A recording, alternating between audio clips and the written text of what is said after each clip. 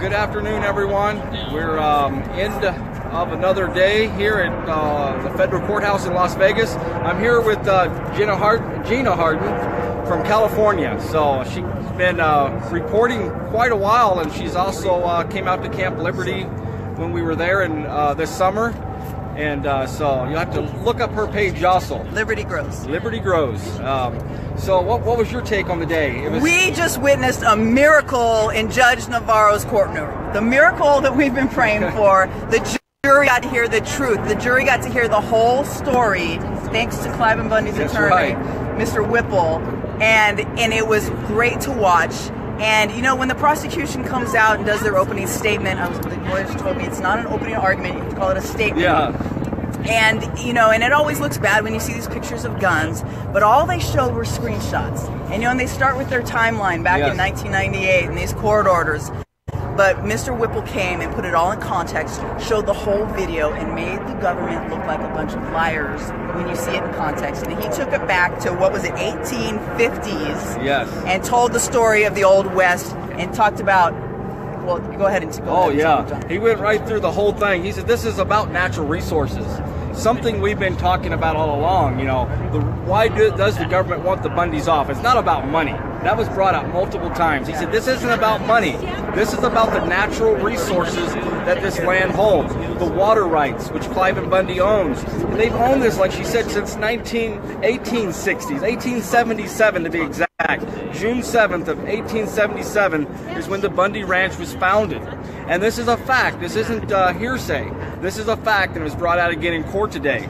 And it came down to scientists, the water rights, the mineral rights, all this kind of stuff is what this case is all about. The Desert Taurus from 1989 is when Clive and Bundy started being attacked. And so that's what it's all about. Well, they talked about how the BLM was really just trying to put them out of business because they said, you know, oh, this poor tortoise is endangered. You can't have this many cattle out there. I think it went from like 150 down to 92. And he said, well, wait a minute. He said, I protest that because if I don't have my cattle out there, then I lose my water rights because you use it or lose it. That's the law. And his attorney was telling them, you can't let them do this. And so they actually got the state legislators to get involved. It's the first time the government tried to impound the cattle, and the state legislature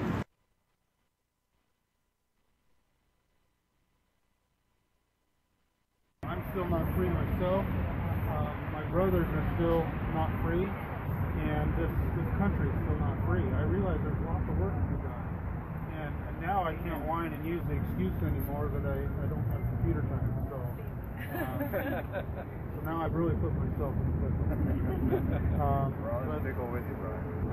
I'll keep working hard, and I've learned a lot. You know, I've said it that this incarceration, I hate it every day. Every day I hated it. And yet I'm very thankful for it because I've grown so much. I've grown closer to my Father in heaven. I've learned a lot about the law. I've learned a lot about people who are incarcerated. And most of them are not what you think. I see the atrocities of the government upon many, many people in there. And I'm appalled by it. I cannot rest. We've got to change the system. We've got to change things to where people can be free. Our constitutional rights are not being adhered to. The right to speedy trial, the right to fair trial, the right to bail. I mean, I go right down through the list and constitutional rights, and there so many of them are being violated. The court says they're not, and yet they are. You know, the right to speedy trial alone. The Sixth Amendment states that in every prosecution, the right of the accused shall enjoy the right to a speedy trial. And I can tell you what, I haven't enjoyed this. Okay, that right belongs to the accused. It does not belong to the court. It does not belong to the prosecution. It does not belong to Congress. It does not belong to the general public. This is Ryan Bundy. the accused shall enjoy. The right to speedy trial belongs to the accused. And so therefore only the accused should be able to decide what speedy means, not Congress, not the court. And it's been violated with us, terribly bad. That's just one thing of thousands of problems. Can we say a prayer together? Yes, please do. So, Can we stand with you, Ryan? Ryan Bundy just released from prison after 2 years. Yeah, his court hearing trial begins tomorrow. Shauna, will you offer? Our Father in heaven, we are so very grateful for thy tender mercies and for the release of this wonderful man back to his family.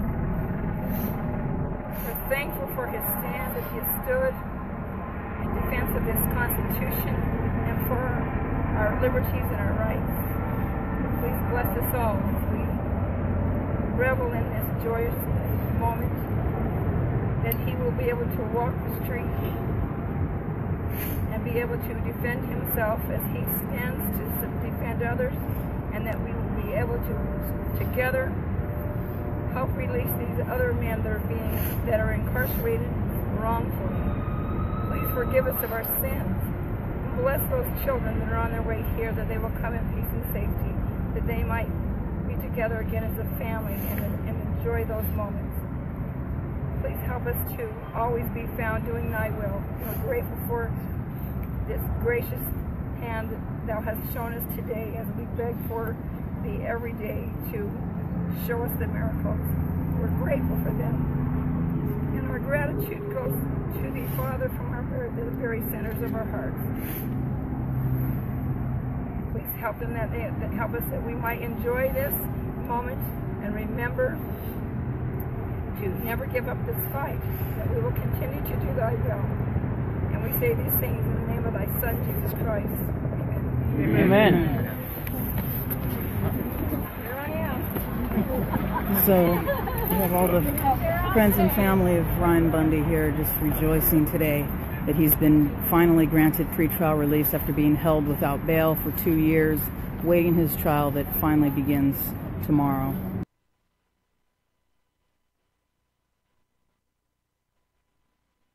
Legislatures went to the federal government and said, "You can't do this. This isn't right," and they ceased their operation then. Exactly. One saying I kind of liked, and I wrote it down in my notes, that was said is, alcohol is for drinking, water is for fighting.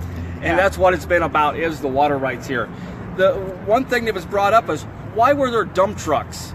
The contractors supposedly were cowboys, brought in horse trailers and tools to gather cows up. But there was dump trucks and backhoes and other things. What was in the back of some of these dump trucks? One of them was water pipes that they had tore up, and they didn't have any warrants or any permission and any court order to tear down. Right. This was all Cliven Bundy's labor. Yes. This was the labor for generations of taking this water from the Virgin River and the springs and bringing water to the desert so that the tortoises and the cattle and everything else can survive.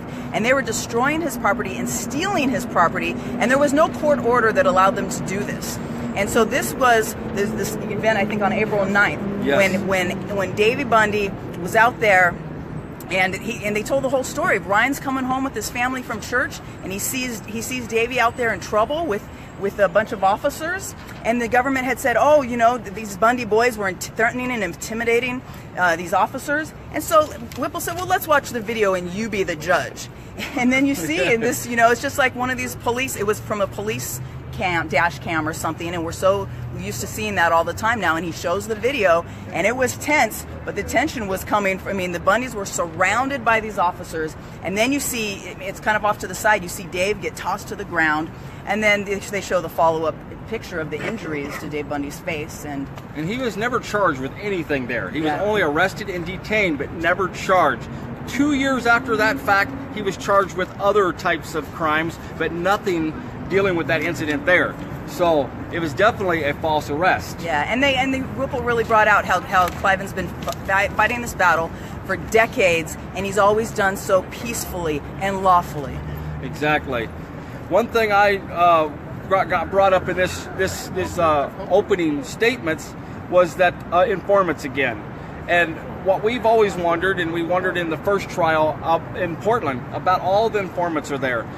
Whipple claims that he's going to bring in some of these informants and show you that some of these people in the wash were not friendlies. They were informants, and this was all set up from the very beginning. The government does them such a disservice to themselves when they show all these pictures of these scary guns, and then the defense gets up and shows the picture and says, well, you know what, that was actually an FBI informant. And there were more than a few. There were lots of them out there mingling with the unarmed women and children and other protesters. Exactly. So the last couple of days with all these hearings, that's why we got such a blast off here, because a lot of things were allowed now because of all the motions and stuff we have been fighting for, such as the snipers got brought up in front of the jurors today. And it was quite profound. It was frightening to hear, as Whipple described to the jury, how the Bundy home was being surveilled, how Clive and Bundy, how they videotaped him talking on the telephone inside his home, how they were surrounded by snipers and they were in fear for their life. Something that they were not. I mean, I remember when in the last trial when Drexler talked about I was afraid for my life, and the judge right away read some jury instructions telling them disregard that. He wasn't supposed to say that. So we've got a better start on this trial than we had in the last two, because the last two, the prosecutors and the judge actually suppressed a lot of stuff that we needed the jurors to hear. And so far today, we have heard more stuff in this first day of opening statements from the prosecutors and the defense team than we did almost the whole trial last time, because all of this stuff was kept out of it. Yeah, it was interesting how they talked about that the BLM and FBI were constantly doing threat assessments because they were so concerned about their own safety. Yes, that was very interesting. So, yeah, I mean, a lot of that stuff they brought out was stuff that was just recently discovered in the last couple of days. We didn't know about the cameras. We didn't know about the surveillance stuff. It reminded me so much of Ruby Ridge when they were talking about, just how they were so afraid of these Bundys, and they were just like scaring, the officers were scaring themselves to death. And it was really interesting how Whipple pointed out that when Metro came, that Metro was helping the Bundys, that Brian actually rode with one of the Metro officers to the post, and that the Metro was actually pointing their guns at the federal agents and said, I can't imagine that there's any threat coming from the protesters. Yes, exactly. Whipple made one statement. He said, being stressed is not a crime. It's their job. So some of this stuff comes in the line of duty. It definitely, we don't want any violence at all. That's why all these people came. They were sick and tired of the violence that was being done to these people that was there, such as Margaret Houston being thrown to the ground, and the government lied about it. Said she actually jumped in front of the truck when that video was showed today, and she did not jump in front of that truck. Myrie said she was going in front of the car, and they threw her to the ground to save her and protect her. And then Whipple gets up and shows the video, and that car is coming by, and she's clearly on the side of the vehicle when he takes and throws her down. So it was a great day for a beginning of this trial. I know there's a lot of more stuff going to come out. Tomorrow we have Ryan Bundy's opening statements. We have Ryan Payne's and Ammon Bundy's. So we got a big day tomorrow. We might have our first witness that the government's going to bring in. We'll see about that, but it's awesome. I think Ryan Bundy's going to do amazing tomorrow. I was so disappointed that he wasn't able to go today because I have to go home and won't be here tomorrow. But whoever wants to come and hear Ryan give his statement tomorrow, that's going to be incredible. So, also they showed, the government only likes to show pictures of guns, but Whipple brought out the pictures of people praying, and, and so that was good too. And we appreciate everyone praying. We felt it today, and it's just been so amazing to see Ryan Bundy walking around free, seeing him at lunchtime and different things. And his wife was here today to see him. I know she can't come in the courtroom because she's a potential witness, but at least she was here and she gets to see him. It was a good day all day today. And it's always great when the courtroom is full. We had a full courtroom. Right on the other side of the camera, you can't see. There's a whole crowd of family and supporters that have been here and supporting these guys. Yes. So. Well, Gina came all the way from California. She's been here a couple different times. Appreciate my husband. He took Yeah. his last vacation day to stay with the kids so I could be here. Is this your last day too? Yeah. Oh wow. So you don't get to be here tomorrow, but I'll be home with everyone else glued to my phone. well, I'm glad you watching joined me today on Thank here. you for So having me. thanks for having me. I think Ken Rhodes, he came all the way from Michigan. He wants to say something real quick. I know his grandchildren watch him all the time on here. He's been involved from the very beginning also. But what do you have one to say here? Well, I want to say all of you listening, John will never ask you for any money, but John does need gas money and stuff to get around. He don't need a lot of money, but he needs some. But if you're going to give some money and come back later and say, what's he doing with the money? He's stealing it. Then don't send your money. He don't need it. So all you trolls can go away. But if y'all can, please send John a few dollars if he gets a flat or needs a tire or anything, because he's doing plenty. Here. Brad, you want to blow that shofar? Hey, Brad, maybe it'd now be a good time to explain the shofar too, because so many people ask what this shofar is all about. We've been hearing it since the Bundy Ranch. We heard it in Oregon during the trials there. But explain what this shofar is all about. Well, the Bible talks about the trump of God. There's a whole bunch of scriptures on it. My favorite is Numbers, chapter 10, verses 8 and 9. Yeah. And it was something that was always supposed to happen generation after generation. I didn't realize It was supposed to be for the priest of Aaron throughout all their generations of time. And somewhere along the lines, we lost it. People quit doing it.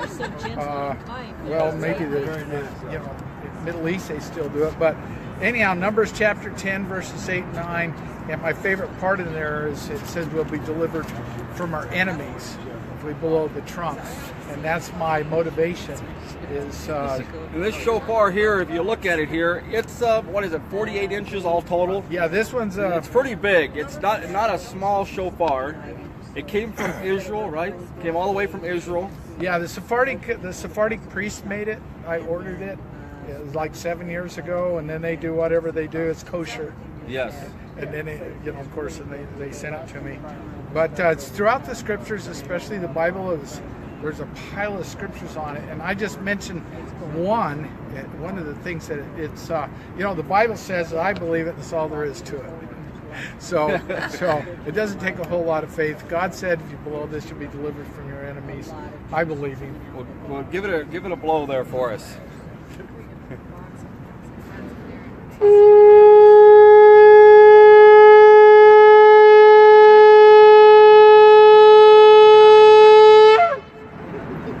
I'll tell you what, I've tried it myself. I can't do it nothing like that. Well, I don't even want to try it right now. I'll embarrass myself. But it's not easy to do. I can tell you that much. So well, thanks everybody for joining us. We'll be back here tomorrow at 8:30 for court again to resume these opening statements from the remaining 3 defendants and hopefully get our first witness for the government side, and we will get to cross-examine that witness. So we're looking forward to this process. All the guys looked good today. They're all excited that Ryan is out during this trial process, and so it's been a great day down here. Thanks everybody for praying for us and coming down here and support us if you can. We may not have any court on Thursday. We don't know yet. It's a possibility there may be no court. Other than that, we'll be back on Monday. Thanks again, and we'll see you tomorrow.